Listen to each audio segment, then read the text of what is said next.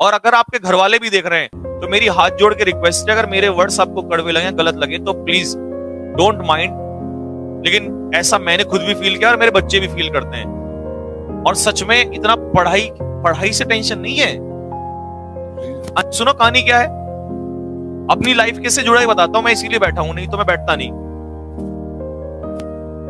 अब सबसे पहली कहानी, घर वालों की एक बात, तेरा अभी तक सिलेक्शन नहीं हुआ।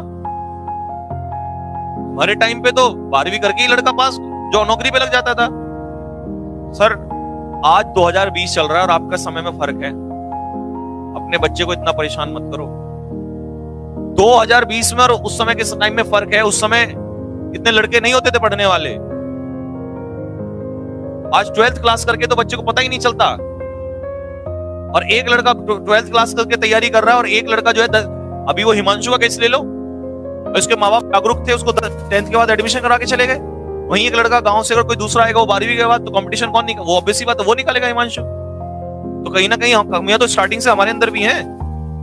तो हम 12वीं के बाद, अच्छा पहली बात सर, अगर मैं बोलूंगा आज खुल के, शायद थोड़ा सा 5 की जगह 10 मिनट कर देता हूं, लेकिन मुझे बोलने दो सच्चाइयां क्या है।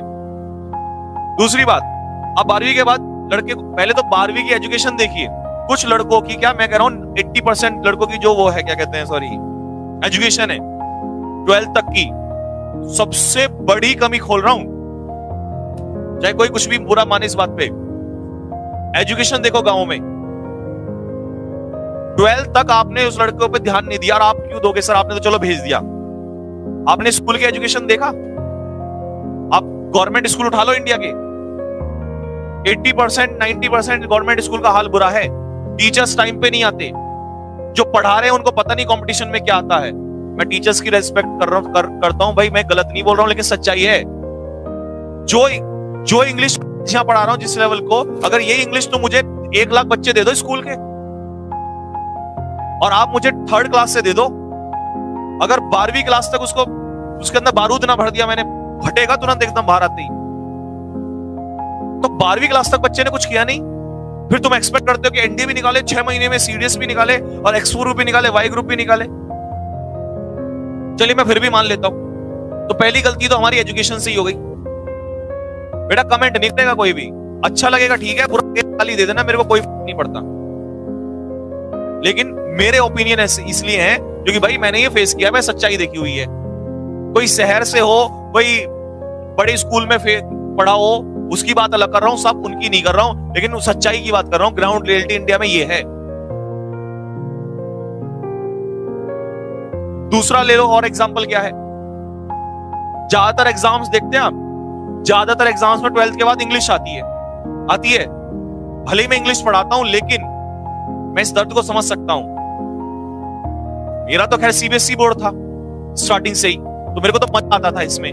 लेकिन जिन लड़कों का सीबीएसई बोर्ड नहीं था, और मेरे खुद के भी भाई ऐसे हैं जिनका सीबीएसई बोर्ड नहीं था, तो उनको दिक्कत थी।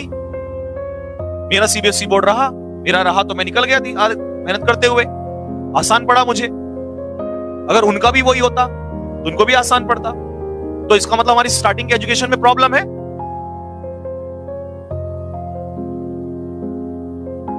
ये सच्चाई तो यही है। दूसरी बात, और चीज सुनो, स्कूल का तो हाल समझ गए सर। सबसे पहले तो स्कूलिंग में कमी है। अब आप बात करोगे इसका क्या किया जाए, तो करने के लिए आपके पास 1000 ऑप्शन है। फिर वही बात आएगी, सीधा पॉलिटिक्स से जुड़ जाएगा। आप कभी भी वोट देते हैं तो ये देखें भाई उसको दे दो, ये दे दो। आपने ये देखा आपका एमएलए कैसा है, आपका एमपी कैसा है।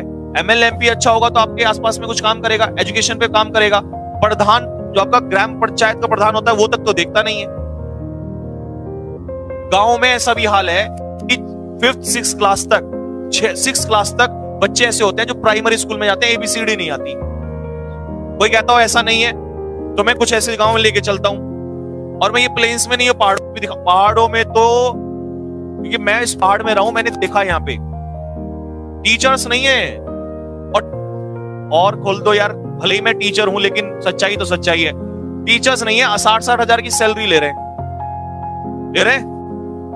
और ये केस भी हुआ था, इस बात पे बहुत बहस भी हुई थी, केस भी हुआ था कि टीचर्स अपनी ड्यूटी पूरी नहीं करते। मोदी जी ने वो लगाना क्यों स्टार्ट किया था, क्योंकि टीचर जाते नहीं थे स्कूल में।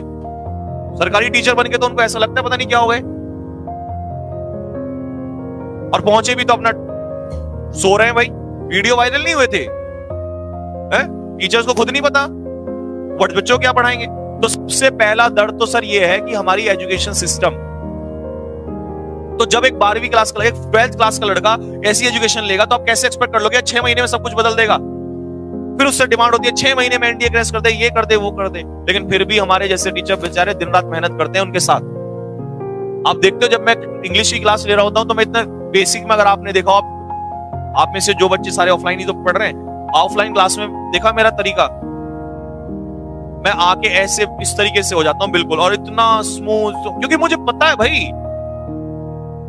शायद। और वो टीचर जिन बड़े बड़े उनको नहीं पता, वो उनको लगता है ये वो सो पढ़ा दो और बच्चे के सर के ऊपर से बाउंसर जाता है, क्योंकि उनको नहीं पता हमारे बच्चे का दर्द क्या है। उनको लगता है बच्चे ने सब पढ़ा हुआ है, तैयारी कर लेगा, अरे वो तो पढ़ा लिखा होता है, ये दिक्कत होती तो वो खुद ही नहीं कर लेता क्या।